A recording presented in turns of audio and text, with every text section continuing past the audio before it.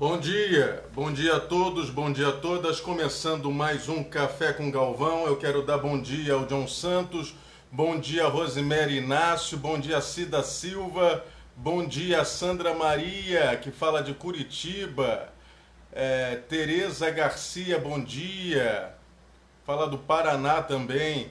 Bom dia Ojeda, meu irmão lá do Rio de Janeiro, de Terras Cariocas. Walter, bom dia, de Sarandi, Paraná. Paraná prestigiando muito, viu? Bom dia. É bom acordar e ver a cara de vocês aqui, o rostinho de vocês aqui na minha frente. Bom dia. Começando mais um Café com Galvão, quero agradecer o seu prestígio com a nossa página, quero agradecer o alcance grande que a gente tem conseguido, mais de 5 milhões de pessoas alcançadas em 28 dias. Muito obrigado, viu? Muito obrigado. Peço que você, se puder, compartilhe essa live, compartilhe junto às suas redes sociais. Bom dia, Maria Teixeira. Compartilhe também, por favor, Eurípides Wellington. Olha que nome bacana. Bom dia. Peço que vocês curtam a página, compartilhem, nos prestigiem lá no TV Galvão, no YouTube. Bom, nossa resenha da semana, nós vamos tratar de coisas... É uma semana que parece que foi um ano, viu? Foi um ano. A semana começa com a fala do Lula, né, que repercutiu muito, né, milhares e milhares enfim, publicações em cima dessa fala do Lula, milhões de acessos, né, e a fala também do Bolsonaro. A gente teve a posse do presidente Fux, né, do juiz Fux, na presidência do Supremo Tribunal. A gente teve também uma incursão do Bretas, né, Rosemary Inácio de Volta Redonda, a terra do aço. Seja bem-vinda. Sônia Isabel, bom dia. Jaraguá do Sul. Olha, muito obrigado pelo prestígio da companhia de vocês. A gente teve também o Bretas lá, fazendo incursões e apreensões lá no escritório do advogado do Lula. A gente vai saber um pouco mais sobre isso. Na posse do Fux, existiram alguns recados, tanto do Marco Aurélio quanto do presidente da OAB ao Bolsonaro, né? Na cara do Bolsonaro, inclusive. Revista Época denuncia que 29 milhões e 500 mil reais foram gastos com funcionários fantasmas nos gabinetes do Bolsonaro quando era deputado e de seus filhos. A gente já vai tratar disso. O mico de Salles e Mourão colocando o mico-leão dourado na Amazônia, né, num vídeo aí que eles colocaram nas redes sociais. E Crivella é acusado de lavar dinheiro na Igreja Universal, dinheiro da Prefeitura do Rio de Janeiro. Fora a intervenção do Crivella no resultado das escolas de samba, enfim, o samba do prefeito doido lá no Rio de Janeiro. E vamos falar também da polêmica de ontem de Ana Paula Valadão, Ana Paula Valadão, que é evangélica, que é pastora, cantora gospel, etc., falando que a AIDS foi um castigo de Deus contra os homossexuais. Uma barbaridade, né? Só no Brasil que tem esse troço. Júlia Silva, bom dia. Risonaldo Silva, bom dia. Lula, um ícone nacional. Pessoal, vamos começar porque a lista é grande do que a gente tem que conversar hoje. Eu queria que vocês expressassem a opinião de vocês. A gente está sem poder compartilhar nesse momento, né? Porque a gente compartilha muitas coisas da página, acaba que o Facebook dá uma cortada nas nossas asas. Ainda mais quando o nosso alcance aumenta, e é um alcance orgânico, a gente não gasta nenhum centavo. A gente quer, inclusive, impulsionar, tá certo? Vamos lá. A fala de Lula, né? O Lula, no dia 7 de setembro, falou ao país, teve grande repercussão, né? Até pelo nível do discurso, a qualidade do discurso, enfim, falou como estadista, falou como se presidente fosse, né? Com a experiência que tem. Isso aí teve repercussão internacional, só que não repercutiu aqui foi a mídia brasileira, foi a Globo, etc. A CNN, que a gente fala sempre que é chapa branca do Bolsonaro aqui no Brasil, e é mesmo, vive defendendo as políticas públicas do Bolsonaro. A Dione Silva, bom ver você aqui de novo, de Goiás. Pedro Tavares, bom dia, Pedro. Então teve grande repercussão lá fora, inclusive, né? O Lula é muito prestigiado internacionalmente, viu? Para quem não sabe, para quem não conhece, é um prestígio muito grande. Lá fora ele é chamado de Lula da Silva, né? Então é prestigiadíssimo. E para todos lá fora é claro que a prisão dele foi uma prisão arbitrária. Não há uma prova. Na semana que vem, no Café com Galvão, do domingo que vem, nós vamos tratar efetivamente das provas inexistentes no processo do Lula, tá? Vai ser um Café com Galvão especial, por favor, nos ajude a divulgar. E amanhã a gente vai estrear um novo programa, 19 horas, com o nosso amigo Rafael Medeiros, que esteve aqui semana passada. Foi tão bem sucedida a nossa conversa, a nossa entrevista, que a gente criou um programa para toda segunda-feira, 19 horas, hora de Brasília, tá? Tem muitos companheiros e amigos lá do norte, lá do Amazonas, lá do Acre, que nos prestigia, do Amapá, tá? De Rondônia. Então, horário de Brasília, 19 horas, aí 18 horas, tá certo? Vai ter o Rafael ao quadrado. Então, nós vamos, Rafa ao quadrado. Então, amanhã, 19 horas, eu conto com vocês. Então, foi muito prestigiado, foi muito falado. E depois a fala do Bolsonaro à noite, né? Às 15 horas o Lula falou e o Bolsonaro fez um pronunciamento tenebroso, exaltando a questão da ditadura, exaltando o golpe de 64, falando inverdades, impropérios, dizendo que a sociedade pedia por uma intervenção militar. Quem pedia eram as carolas da pátria, família e religião, a classe média racista e fascista que nós temos até hoje, né? Porque o pai educa o filho, que educa mais não sei quem, enfim. Rizonaldo Silva, vote Lula 13, seu emprego de volta. Emprego, paz de espírito, que o que está faltando no país é paz. Então, foi tenebrosa. Além do ficar claro que o presidente não tem hábito de leitura, então quando ele lê no teleprompter, parece que acabou de sair da aula de alfabetização. Então, né, é um cara completamente qualificado para estar na presidência da República. E esse choque aí, eles só estavam falando disso. Foi o Lula fazer o pronunciamento que no dia seguinte, o Bretas, juiz, amigo do Bolsonaro e do Crivella, vira e mexe, está no comício dos dois. Teve um evento evangélico há um tempo atrás que ele estava sentado, inclusive atrás do presidente. O cara tinha que ser impedido, se colocar como impedido de fazer qualquer coisa contra adversários do presidente da República. Ele é amigo, pô. Fica clara a utilização política do judiciário cada vez mais. Cada vez mais. É muito ruim quando a gente tem uma ação política em que ela vem sempre utilizando o judiciário como arma. E aí fizeram busca e apreensão justamente no material que o Zanin, advogado do Lula, ia começar a analisar, né, da Odebrecht, inclusive. Então criou-se aí uma polêmica, ou seja, ele cortou logo a repercussão do discurso do Lula, entende? Então é mais uma vez a utilização política do judiciário, política da Polícia Federal. Aliás, nós temos hoje duas polícias federais, uma que é institucional, que trata das questões institucionais de forma republicana, que eu acredito em Deus, viu, gente? Que seja a maioria, espero pelo menos, na minha inocência, que seja a maioria. E tem a Polícia Federal, que é do Bolsonaro, que aderiu ao bolsonarismo antes até da eleição do Bolsonaro.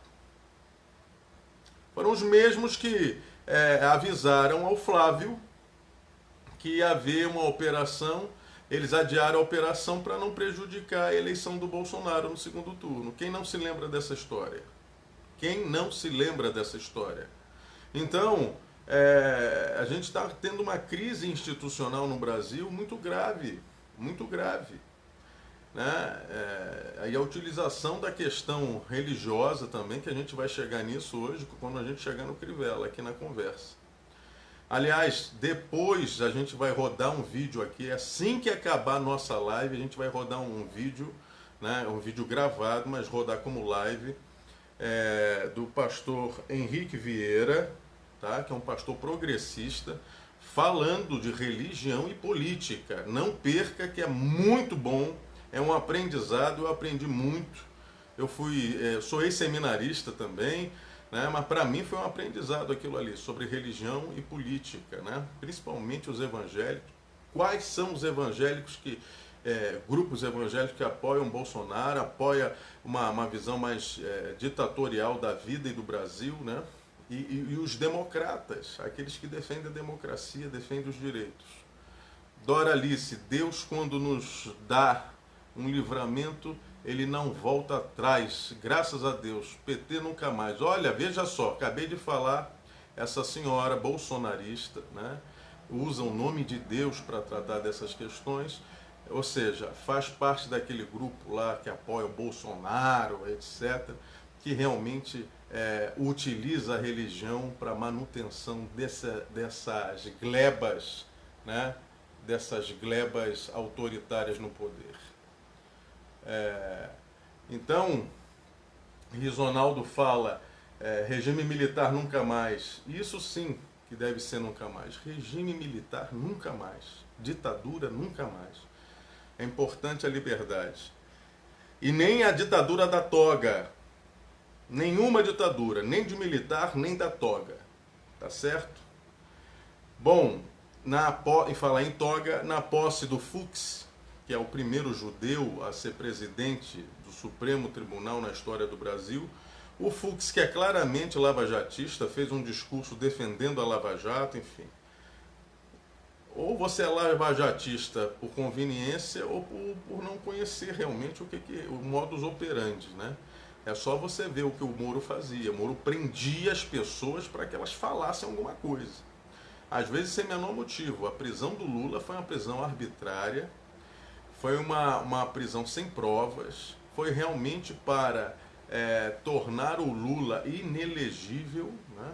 Por isso que há um movimento muito grande para que a gente possa anular todos os atos do Moro, todos os atos do TRF4, né? Por lawfare, por utilização do judiciário como de forma política a fim de se prejudicar o Lula, né, e ele não concorrer às eleições. E teve dois recados muito interessantes, né, nos discursos lá.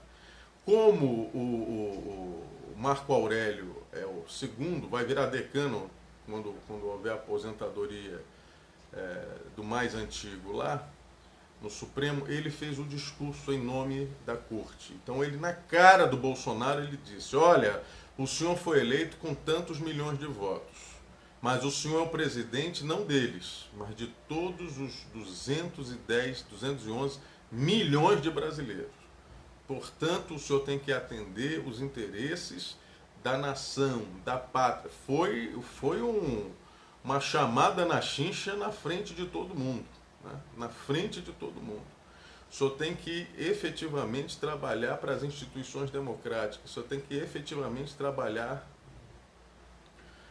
enfim, para que o Brasil ande, né? E saia dessa crise que se encontra. Né? Ocumaia, seja bem-vindo, irmão. E teve uma outra questão que eu achei interessante. O presidente da OAB, cujo pai é um desaparecido político da ditadura, né, provavelmente morto, assassinado pela ditadura, em que o presidente Bolsonaro, há um tempo atrás, debochou, né, disse que o cara era caguete, enfim. Foi desrespeitoso para com a memória do pai do presidente da OAB. E o presidente da OAB começa primeiro elogiando o Toffoli, dizendo ao Toffoli que ele fez muito bem em defender o Supremo daqueles que atacaram o Supremo, né, daqueles meliantes que atacaram o Supremo, tudo aliado do Bolsonaro. Há quem diga que foi a mando do Bolsonaro, né? Esse ataque ao Supremo, às redes, aquele evento na porta do Supremo à noite, onde eles tacaram fogos contra o prédio do Supremo. Enfim, então, na cara do presidente, o presidente da OAB lembrou disso, agradeceu o Toffoli por ter sido duro contra o governo nessa questão e fez mais, né? Falou que a Constituição diz que o governo brasileiro tem que defender o meio ambiente, tem que defender, porque está clara a leniência do governo para com a defesa da Amazônia, para com a defesa das matas, né? Não se coloca dinheiro para que se apague incêndios, né? Como o que está acontecendo agora, nunca antes visto na história desse país, como diria o Lula, a questão do incêndio no Pantanal, né, que está matando a flora e a fauna, e nesse momento de crise o governo encolhe a mão ao invés de somar esforços para que a coisa caminhe. Então é algo que a gente tem que ter muita reflexão sobre isso. E o presidente da OAB foi de porrada em cima do Bolsonaro, né? E ele constrangido, uma hora ele pegava a máscara assim, tirava um pouco, respirava fundo, porque aquilo estava incomodando demais. Incomoda porque a verdade incomoda a quem age daquela forma, de uma forma predatória, né? O cara estimula e incentiva a degradação ambiental em área indígena. Ontem eu estava conversando com um amigo do Xingu, né? Um indígena, um irmão Iualapiti, né? Da tribo Iualapiti, eu dizendo para ele, o Bolsonaro está deixando as lideranças de vocês morrerem mesmo. Por que não coloca um hospital de campanha no Xingu, nas tribos que precisam? Por que não coloca um hospital de campanha para que se evite, por exemplo, a morte das lideranças? Porque estão morrendo as lideranças. Porque os indígenas, as lideranças normalmente são mais velhos, são idosos, né? Porque ao contrário de nós aqui, meros cara pálidas, vamos dizer dessa forma, né? Pessoas não indígenas, né? A nossa cultura aqui desrespeita e muito o idoso. O idoso é lixo para muita gente, né? Falta o respeito ao conhecimento adquirido, à experiência do idoso, né? Idoso só serve para muitas famílias para sustentá-las, né? Porque às vezes é a aposentadoria do idoso que sustenta aí muitas casas. Mas não se leva, não se tem respeito aos velhos, a quem tem mais experiência. Coisa que antigamente nossos pais nos ensinavam, respeite os mais velhos, não é isso? Ouça os conselhos dos mais velhos. E hoje isso não existe. A cultura atual é de degradar e alienar os mais velhos, né? Desrespeitar. Existem famílias que espancam os idosos, maltratam, tratam de forma... Enfim, isso realmente é algo que a gente tem que ter muito cuidado, né? E isso eles preservam, né? Os indígenas preservam essa cultura do respeito ao mais velho, do respeito ao conhecimento adquirido pelo pai, pela mãe, pelo tio. Uma criança é criada por todos da aldeia, todos têm responsabilidade pela criança. Então a criança é outro ente que é respeitado. Mas o governo Bolsonaro tem deixado os indígenas a morrerem à própria sorte. É isso que está ocorrendo. Porque o interesse é pelas terras indígenas. É pelas terras. O interesse é pelas aquelas glebas ali, normalmente muito ricas. Você olha assim por cima o Xingu, sobrevoando o Xingu, é a única área que não é devastada. O resto é tudo plantação de soja, que inclusive degrada o rio Xingu. Degrada o rio Xingu. Aquela área só é preservada porque é um parque nacional. Então eu dizia para eles, estão deixando os índios morrerem, para que amanhã ou depois não se tenha lideranças fortes, ou então lideranças com experiência suficiente para ver as maldades e as safadezas do não indígena no intuito de se utilizar a terra, de se botar lá garimpeiros destruindo o solo, o subsolo e os lençóis freáticos. É isso. É isso. É exploração pura e simples, predatória e vingativa. Mais nada. Bem hobbesiana, como é esse governo hobbesiano. Hobbes era o filósofo do Estado policial, do Estado autoritário, né? Do grande Leviatã. Bom, vamos mudar de assunto. Revista Época denuncia os filhos de Bolsonaro e o próprio Bolsonaro por terem colocados em seus gabinetes funcionários fantasmas por anos. Nesses 30 anos que ele foi deputado, quase 30 anos que ele foi deputado federal, e os filhos deputados federais, estaduais e vereador lá do Rio de Janeiro. Então, o montante chega a 29 milhões e 500 mil reais dos cofres públicos. Levantamento da revista Época. E aí você tinha gente que não ia trabalhar, tinha gente que era cabeleireira, que era, enfim, cara ganhava lá para ia estudar a 300 quilômetros, todos os dias viajava 200, 300 quilômetros para estudar e não diziam que prestavam consultoria jurídica, enfim. Essas coisinhas que todos nós somos contra, né? Dinheiro público não é a casa dos outros, né? Cídia Silva diz: quem apoia a ditadura não conhece sua própria história. Ditadura militar nunca mais. É isso aí. É isso aí. Quem puder, por favor, compartilhe nas suas páginas, compartilhe também no seu WhatsApp, nos seus grupos, viu?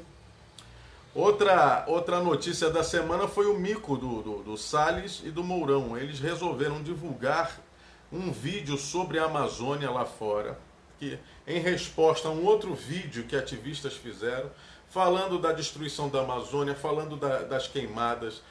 Olha, vou falar uma coisa para vocês. O Amazonas era um dos estados que mais preservavam a floresta. E só nesse período desse ano, de janeiro até agora, foram mais de 8.000 pontos de queimada. E não é queimar 10 metros, não, é queimar quilômetros. Quilômetros. E aí os caras do agro lá do Pará, o Pará é o estado da Amazônia Legal que mais desmata. Onde mais se desmata é no Pará. Né? Tem uma elite econômica rural ali que é terrível. Quero lembrar vocês que essa elite que matou a Dorothy Stein, que era freira católica, que lutava pela reforma agrária, foi assassinada com um tiro de fuzil pelas costas. Uma mulher de quase 80 anos. Então, eles não têm pena. Porque no meio rural, minha gente, nas glebas de terra, a gente fala que as cidades grandes são violentas, mas lá é terrível. O poder dos jagunços, o poder dos coronéis, né, é algo que tem que ser retratado, inclusive na literatura, em telenovela, retratado em todas as formas de arte, porque as pessoas morrem. Foi assim com Chico Mendes, em 1988, e foi assim com a Dorothy, e tem morrido muita gente, porque no meio da mata, meu querido, é difícil até fiscalizar quem vive e quem é que morre.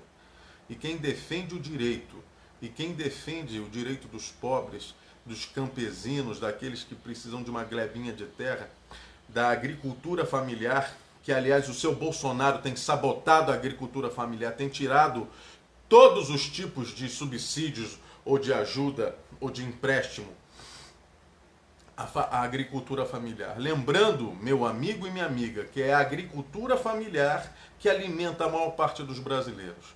Porque quem é grande proprietário planta soja, planta arroz e bota para exportar. Aliás, a falta de arroz no Brasil, que levou o preço do arroz ser mais caro que um preço de carne, foram os grandes proprietários que, ao invés de priorizar o país, foram vender a dólar, aproveitando que o real está desvalorizado. Foi isso que aconteceu. Então pensou primeiro em si do que nos outros. E aí a família que ganha salário mínimo, lascada, que não tem nada, que precisa do arroz e feijão para pelo menos dar sustância na sua comida, tem que comprar a 30 e até 42 reais um saco de 5 quilos de arroz branco. Não é nem arroz parboilizado, não. Arroz branco. Esse é o país do seu Jair.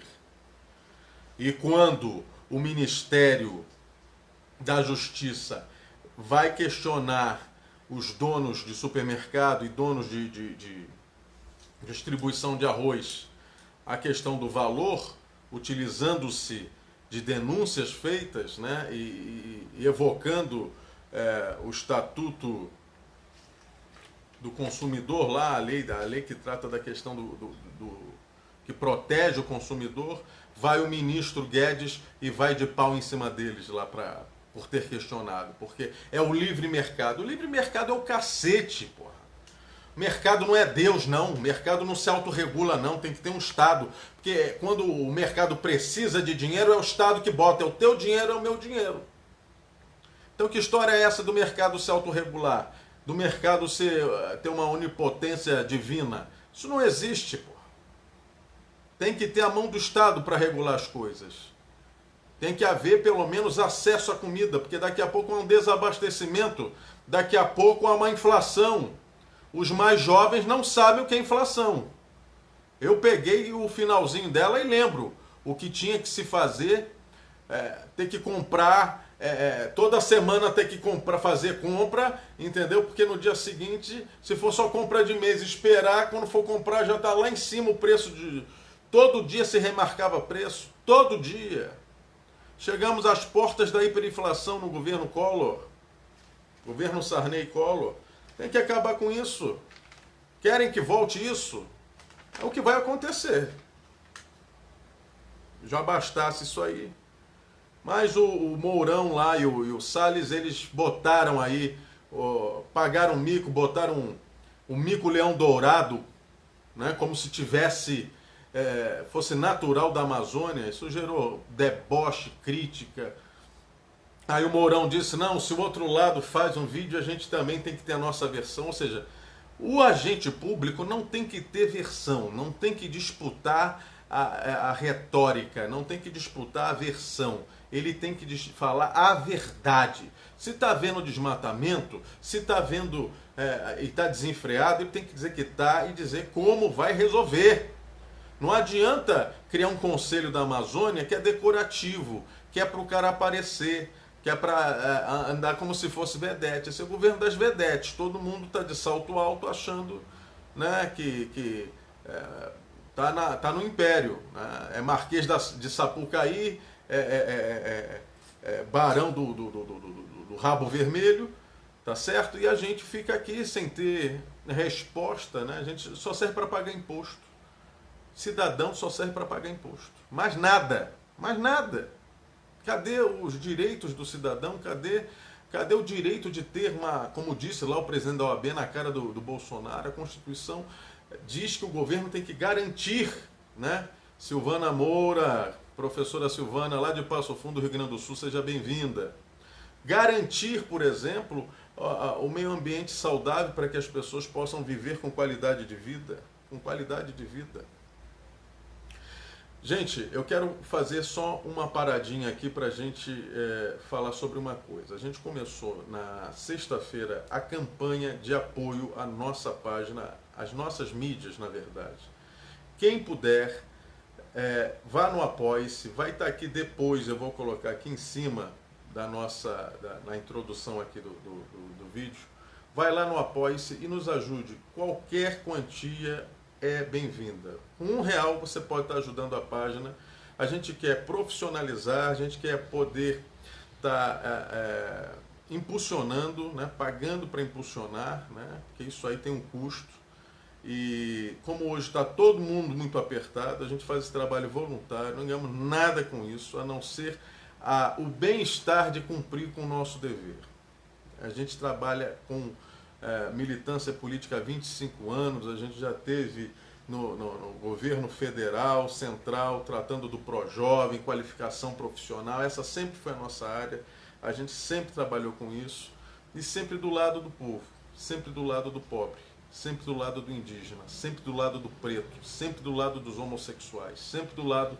Então, se você é efetivamente alguém que defende essas causas, e a gente está fazendo também o que todos fazem, o Brasil 247 faz isso, o blog da Dilma faz isso, os grandes têm feito. Então, nós, como somos pequenos na quantidade, mas temos crescido graças à presença de vocês, né, e a ajuda de vocês, nosso intuito é realmente fazer chegar às pessoas a voz de esclarecimento dos fatos que acontecem no dia a dia na política, e às vezes a gente não se apercebe o que está acontecendo, até porque a gente não tem todos os lados da notícia. Então, como é que a gente vai furar a mídia da Rede Globo, do SBT, das grandes famílias aí que dominam a mídia? Como é que a gente fura a bolha da grande mídia? É com as mídias alternativas como a nossa, como outras que tem por aí, como a página lá do professor Rico Guimarães, enfim, outras, que cortam, né, furam a bolha para trazer a verdade, aquilo que as pessoas não contam. Não contam porque não há interesse, porque o interesse econômico está na frente do interesse da verdade que liberta, que traz as pessoas a uma nova consciência. Então eu peço a vocês, quem puder, vai ficar aqui em cima depois no final, assim que a gente terminar, vai ficar aqui em cima, tá? O Apoia-se, né? As mídias Rafael Galvão, tá certo? Quem puder, ajude, porque a gente quer melhorar o cenário, melhorar a câmera, melhorar a iluminação, potencializar, anunciar, colocar, e a gente precisa de ajuda, né? Eu prefiro que a ajuda venha de vocês do que venha de algum deputado, que venha de alguma empresa qualquer, que a gente vai estar sempre amarrado ou atrelado, sem independência para poder falar a verdade, sem independência para poder dizer o que pensa, porque a gente muitas vezes é perseguido por falar a verdade. Aliás, o Martin Luther King dizia que você quer arranjar inimigo, fale o que você pensa. Então, nos ajude, tá? Muito obrigado pelo seu apoio, mais uma vez. Vamos lá, a fonte é Metrópolis. Marcelo Crivella. Aí a gente vai entrar naquela história de religião e política, a religião como instrumento de alienação, a religião como uma máquina de se fazer dinheiro. Nicodemos Lopes. Gente, olha, muito obrigado pela presença de você, viu? De vocês, e a sua também, Nicodemos. Bolsomínios doentes mentais com ele. Porque a gente tem doenças sociais, sociopatias, né? Vamos lá, vídeo. Crivella, vídeo liga Crivella a empresária alvo de operação e delegado atende a ligação do Crivella. Vamos lá, o Crivella... Como é que é o nome do cabra? Tá aqui. Imagens divulgadas nessa sexta-feira que passou, dia 11, mostram um delegado atendendo a uma suposta ligação do prefeito do Rio, Marcelo Crivella, para o celular do empresário Rafael Alves durante a primeira fase da Operação Hades, no dia 10 de março. Vídeo e as informações foram obtidas pela Globo News. Que história é essa? Para a gente localizar, né? A Prefeitura do Rio de Janeiro, gente, é uma das maiores máquinas administrativas do Brasil. Ela só perde para o Estado do Rio de Janeiro, para o Estado, a Prefeitura de São Paulo, mais um outro Estado. A Prefeitura é mais rica que a maioria dos estados do Brasil, inclusive. A Prefeitura do Rio de Janeiro. Então ali é uma mina de ouro para quem quiser fazer maldade. Então o que acontece? Esse Rafael Alves, ele é um empresário que era o cara que ajudava a arrecadar dinheiro para a campanha do Crivella para prefeito, junto lá com o primo do Edir Macedo. Ele, não lembro o primeiro nome, mas é primo do Macedo, do Edir Macedo, que é tio do Crivella, coisa que muita gente quer esconder. Então Macedo é tio do Crivella e botou um primo para ser tesoureiro da campanha. Esse Rafael ajudava a arrecadar. O Rafael é muito poderoso dentro da prefeitura. Ele indicou o presidente da Rio Tour. A Rio Tour é a maior empresa de turismo do Brasil. Em alguns aspectos tem até mais influência aí do que a própria Embratur, tá certo? É forte. Então ele indicou, parece que o irmão, um parente dele, para ser presidente da Rio Tour. Esse cara é um cara íntimo do Crivella, a ponto deles fazerem caminhadas de manhã juntos, tá certo? E aí teve essa operação, o Crivella liga para o celular já estava sob a posse do delegado, e o delegado atende, mas não fala. E o Crivella fala: ô Rafael, eu soube, tudo bem, eu soube que teve uma busca em apreensão na Rio Tour, isso é verdade? Como o delegado não responde, o Crivella sentiu que foi outra pessoa que atendeu e desligou. Para você ver um nível, né? Fora as outras conversas que se pegou desse Rafael. Esse Rafael é um contraparente de um bicheiro falecido no Rio de Janeiro. Veja só, olha um abismo chamando outro abismo, como diz a Bíblia. Né? O bispo Crivella está aí em papos de aranha. Isso aí vai dar pano para manga, vai dar um problema danado. Veja só, essas pessoas, enfim, vamos ver as apurações, né? Vamos ver as apurações. Mas o que a gente tem visto são religiosos, pastores, bispos, deputada, cantora gospel e pastora, né? Essa gente toda envolvida, né? Maculando a imagem de Cristo, maculando o Evangelho por ações políticas, né? E criminosas, muito preocupantes, muito preocupantes. Então, é importante que a gente tenha um senso crítico com relação a isso, porque foi as ações do Crivella e desse Rafael com relação a isso, com relação ao Rio Tour. Tem questões de contratos feitos que são estranhos, tem até interferência. Deixa eu ver aqui, a fonte é Portal G1. Crivella teria interferido no resultado do Carnaval de 2018, segundo investigações do Ministério Público. Ou seja, isso tudo tem o Ministério Público do Rio de Janeiro envolvido nas investigações. Após rebaixamento, o prefeito teria assinado documento dizendo que não se opunha, que o Império Serrano e a Grande Rio são duas grandes escolas, o Império Serrano tradicionalíssimo e a Grande Rio uma escola riquíssima, desfilassem no grupo especial. Ou seja, até nisso o Cabra estava envolvido. Vamos ver mais aqui notícia de Crivella. Ministério Público, que eu acho que é o mais grave de tudo, viu? Ministério Público diz ter encontrado indícios.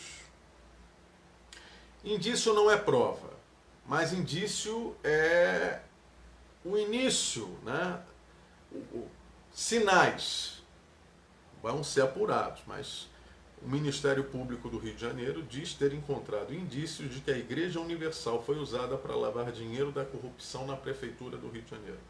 Então ali tem um propinoduto, uma corrupção, né, institucionalizada na Prefeitura, segundo o Ministério Público. Promotores analisam trocas de mensagens encontradas no celular de Rafael Alves, de novo Rafael Alves, suposto operador do prefeito do Rio de Janeiro, Marcelo Crivella, ele que operava, né? Essa é a acusação. O relatório de inteligência anexo às investigações cita que entre maio de 2018 e abril de 2019, a igreja movimentou de forma atípica, ou seja, ela não movimentava essa quantidade de dinheiro antes. Movimentou de forma atípica 5,9 bilhões de reais. Quer que eu repita? Vamos lá. Relatório de inteligência anexado à investigação cita que entre maio de 2018 e abril de 2019, ou seja, menos de um ano, a Igreja Universal do Reino de Deus, no Rio de Janeiro, movimentou de forma atípica 5,9 bilhões de reais. Não são milhões, são bilhões. Ou como diria em Portugal, 1.000 milhões.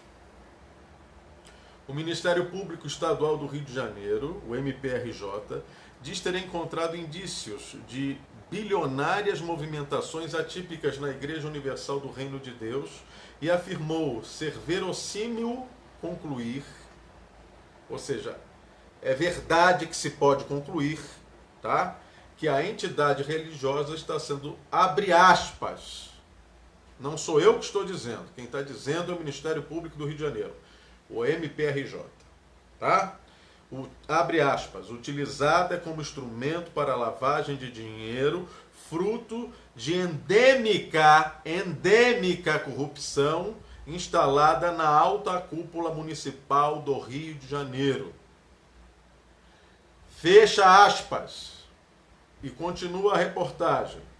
O prefeito Marcelo Crivella é bispo licenciado da Igreja Universal. A investigação do Ministério Público começou em março deste ano e investiga um suposto QG da propina na Prefeitura do Rio de Janeiro. A análise que cita a Universal está presente em documento de 262 páginas, assinados com a data de 2 de setembro deste ano, enviado à Justiça pelo Subprocurador-Geral de Justiça de Assuntos Criminais e de Direitos Humanos do Ministério Público Estadual do Rio de Janeiro, Ricardo Ribeiro Martins. Essa petição a que a G1 teve acesso, o subprocurador-geral cita a existência de um relatório de inteligência do Conselho de Controle de Atividades Financeiras, o COAF, mais uma vez o COAF. O COAF que mostrou lá na Furna da Onça que tinha movimentação atípica do Flávio Bolsonaro e também na conta lá do Queiroz. Fiquem ligados. Órgão vinculado ao Ministério da Fazenda, apontando que a entidade religiosa, a Igreja Universal do Reino de Deus, foi objeto de comunicação em razão da identificação de movimentações financeiras atípicas. Ela não movimentava isso normalmente. Tá? De 5 bilhões, 902 milhões, 134.822 reais. É dinheiro para dar, olha, vou te falar. Entre o dia 5 de maio de 2018 e 30 de abril de 2019. O G1, né, o portal, apurou que RIF reúne informações de vários CNPJs da IURD e inclui movimentações de entrada e de saída de dinheiro vivo, assim como transferências bancárias. O registro das movimentações, vamos lá. O registro das movimentações atípicas em um relatório do COAF não significa necessariamente ocorrência de crime. Veja bem, não quer dizer que seja, mas se houve movimentações atípicas, pode ser. Pode ser, não necessariamente é, tá? Segundo narra o Ministério Público do Estado, a ocorrência que justificou a comunicação ao COAF tem relação com o artigo 1º, inciso I item B da Carta Circular de número 3542 do Banco Central. Tal trecho da norma trata de, abre aspas, de movimentações em espécie realizada por clientes cujas atividades possuam como característica a utilização de outros instrumentos de transferência de recursos, tais como cheques, cartões de crédito, de débito ou qualquer outro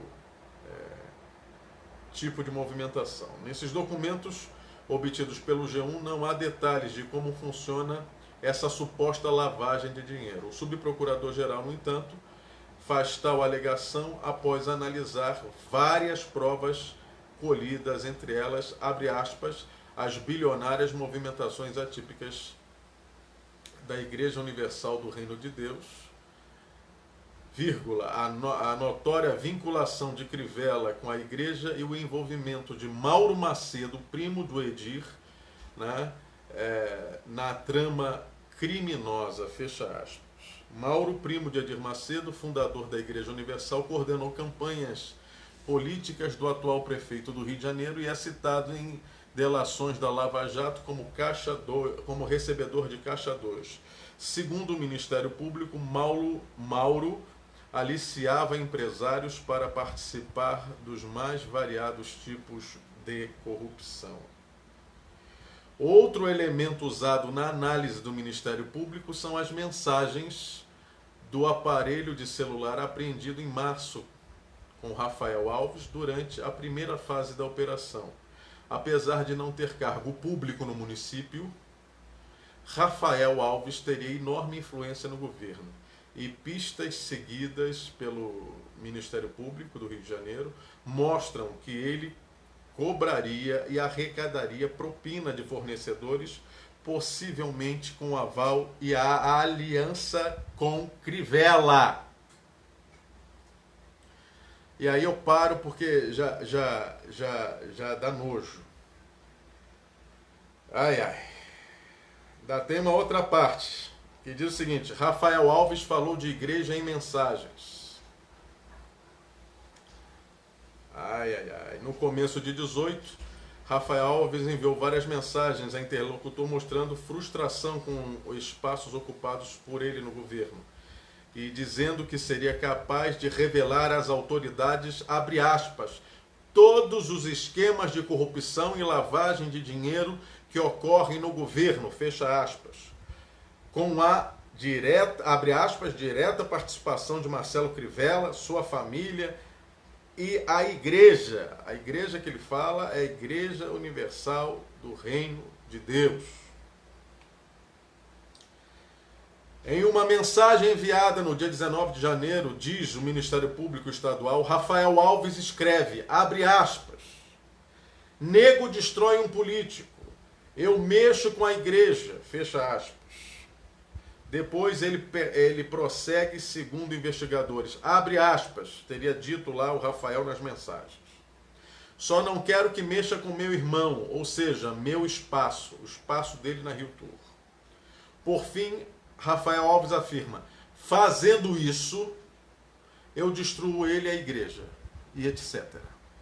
O irmão de Rafael, Marcelo Alves, chegou a ocupar a presidência da Rio Tour e vinha sofrendo com um processo de desgaste com outros aliados de Crivella, até ser exonerado em março deste ano, após a primeira fase da operação. Vocês vejam o grau,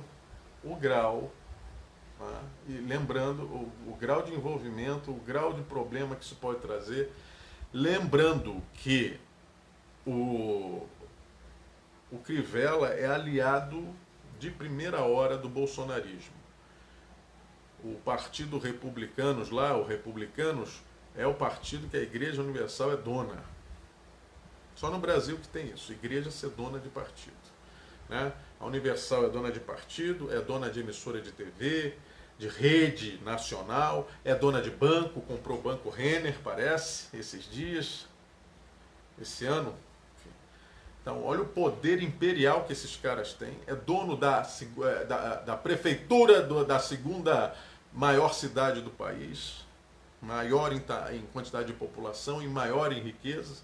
Então, meu amigo, fica difícil, né, essa relação de política, de instituições religiosas, né, com política, né, com máquina administrativa, tirando o dinheiro daqui, lavando ali. Pelo menos essa é a acusação do Ministério Público do Rio de Janeiro. Então, não é brinquedo. Não é brinquedo. E a prisão agora que teve da filha do Roberto Jefferson, a Cristiane Brasil, né, envolvida em corrupção também, o pai já tinha sido preso, aliado de primeira hora do bolsonarismo. Bolsonarismo é isso aí, ó. São esses envolvimentos aí. Não é outra coisa. Não é outra coisa. Então, uma coisa é você ser um religioso que faz política, né? Que tenha mandato. Cada um tem o direito de ter sua religião. Ou então não ter nenhuma. Ou então não ter nenhuma. Eu, por exemplo, tenho a minha fé. Eu acredito em algumas questões. E eu prefiro hoje estar livre com a minha fé e não estar preso a nenhuma igreja que me diz como eu tenho que acreditar. Eu acho mais honesto para comigo e para com a religião, né? Mas respeito quem não tem nenhuma. E respeito, inclusive, quem não tem fé. E respeito quem tem a sua. Eu respeito os nossos irmãos umbandistas, candomblecistas, eu respeito nossos irmãos evangélicos, nossos irmãos católicos, budistas, respeito a todos. Porque eu acho que todos têm o direito de acreditar naquilo que acha que deve, de ter a sua espiritualidade, de falar com o transcendente. Agora, quando você pega instituições, né, com CNPJ, e começa a se agregar às máquinas administrativas para terem lucro, para lavar dinheiro, para fazer um monte de besteira, né, para transformar aquilo que seria um local de pregação daquilo que eu acho uma das coisas mais sacrossantas que existem, que é o Evangelho de Cristo, né, você pegar e usar aquele troço para enriquecimento pessoal, enriquecimento ilícito, às vezes obrigando as pessoas, né, porque escravizam mentalmente as pessoas. Você está desempregado, você mora de aluguel, pega um aluguel seu, como falou um pastor aí outro dia, que eu não vou ficar citando nomes para não dar corda e não dar mérito, fazer propaganda de quem não presta, né? Dá um mês do teu aluguel, dá para a igreja. Ou seja, o cara está desgraçado, o cara está na merda, o cara está numa situação tenebrosa, tendo que pedir dinheiro para pagar uma passagem para ir daqui e ali, entendeu? Fazendo bico para poder tentar pagar o aluguel, não ficar morando na rua, igual mendigo, como muitas famílias moram na rua, muitas famílias inteiras moram na rua. E aí vem um pastor desse, com uma fortuna pessoal na casa dos seus 300, 400 milhões declarados. E vai pedir o aluguel do desgraçado que não tem nada. Isso aí é banditismo, isso tinha que ser combatido no Brasil. O cara que fizesse isso tinha que ir para cadeia. Cadeia, não tem outra. Porque isso é pilantragem, isso não tem outra coisa. Eu acho que é importante a pluralidade religiosa, mas a gente não pode ser bobo ou inocente de olhar e não ver que isso é crime. Tem igreja que age como crime organizado. Como crime organizado. E se você for vasculhar, vai encontrar até mortes. Até morte você vai encontrar. Porque crime é isso. Primeiro é o dinheiro. A vida não importa. Se o cara consegue roubar uma criança, roubar uma mãe miserável, um pai de família em dificuldade, ele matar, quem é que vai mexer com o dinheiro dele, ele mata. Então é importante a gente separar essas questões. E por último aqui, né, a gente tem a fala da Ana Paula Valadão. Ana Paula Valadão da igreja da Lagoinha, Batista da Lagoinha, lá que é batista tradicional, mas não muito, lá de Belo Horizonte, né? O irmão dela também é um pastor e tal. Mas falou uma besteira que ela falou exatamente o preconceito da época que surgiu a AIDS no mundo, que tem que se culpabilizar alguém, aí se culpa os homossexuais. Então, foi um castigo de Deus para homossexuais. Então, porque na época, na década de 80, os homossexuais eram os mais atingidos. Hoje, sabe quem é mais atingido pela AIDS? Pela AIDS? São os maridos casados e as mulheres. Os heterossexuais e as mulheres. O cara trai a mulher na rua e leva para casa. Trai a mulher na rua, não usa camisinha e leva o HIV para a família. Depois vem adolescentes, né? Estão começando a vida sexual e não tem muito cuidado, né? E depois os idosos. A maior parte é heterossexual. Então, a fala dela é uma fala assim, leviana. O leviano, segundo o dicionário Aurélio, é aquele que não apura os fatos. Então fala qualquer besteira, qualquer defecação verbal, o cara fala. Então ela foi leviana. Ela vai ser processada, inclusive, pelos movimentos LGBTQI+. 2, né, preconceituosa. O preconceituoso é irmão do leviano, né? Ele não tem o conceito das coisas, porém ele não analisou, mas ele já conceituou internamente. Ele já tem o seu pré-conceito. Né? E terceiro, é gente ignorante, porque o preconceito e a leviandade é fruto não só de um caráter duvidoso, mas é fruto da ignorância, é fruto da estupidez, é fruto da preguiça mental. Porque quando você reflete, a reflexão, ela dói. Porque mexe com alguns valores que você tem, alguns valores preconcebidos ali, às vezes de formação de família e tal, né? Eu estava vendo ontem essa novela, eu sou noveleiro, viu? Eu e o Darcy Ribeiro temos defeitos também, graças a Deus, mas eu sou noveleiro. E aí na novela, o cara que batia na mulher, brabo e tal, porque existe um machismo, gente, o machismo, ele o machismo... existem os machos tóxicos. O que é isso? O cara é tão machista, ele acredita num estereótipo do macho, né? Que é bravo, que é duro, que é impermeável, né? O amor não penetra, o carinho não penetra no coração dele. Ele não tem, então ele é forte. Dureza não é força. Força quem tem é a água, que é flexível e ela destrói as rochas. Leva tempo, mas destrói. Então, o que é duro, ele normalmente é muito menos poderoso do que o que é flexível. Guardem isso para vocês. Então ele é amargo, ele é duro, ele é desprezível. Ele próprio não se aguenta. Porque ele tem que ter aquela dureza, ele tem que mostrar que ele é o provedor, tem que mostrar que ele tem resposta para tudo. E quem é que tem resposta para tudo? Ninguém tem resposta para tudo. Então, o macho do século XXI é ser humano acima de tudo.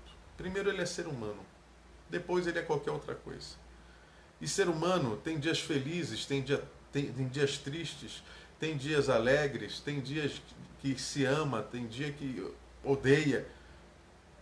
Não é o ódio perpétuo, não é o carrancudo perpétuo, não é o triste perpétuo, não é o cara que olha uma mulher só como um objeto. Não. E não é aquele que se incomoda com a sexualidade do outro. Porque quando a sexualidade do outro te incomoda, você tem problemas com a sua. Quando a alegria do outro te incomoda, é porque você é triste, crônico quase.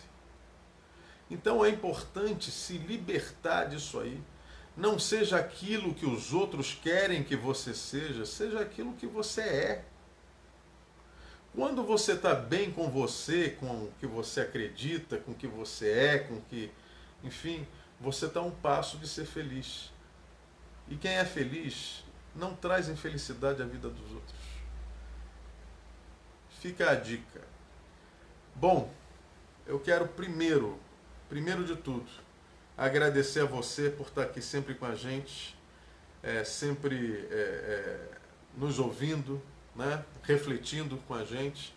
Eu peço que você continue com a gente hoje. Daqui a pouco a gente vai passar o vídeo do pastor Henrique, que vai tratar dessas questões aí que a gente pincelou aqui, que eu acho que é muito importante, uma reflexão mais profunda sobre o tema.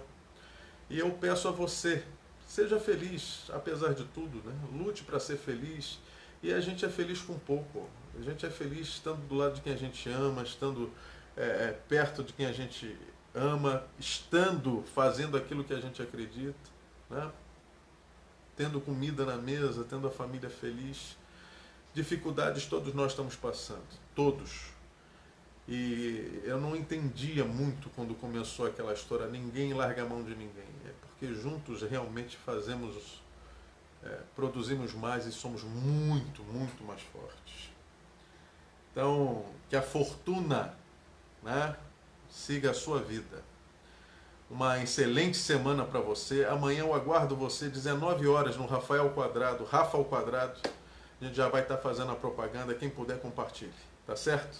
Grande abraço. Excelente semana. Excelente semana para vocês. Tomei até um susto. E me despeço de vocês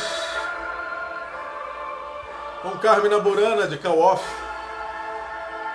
falando justamente dessa bendita fortuna que é viver. Grande abraço, excelente final de semana para vocês. Um beijo na família. Fiquem com Deus.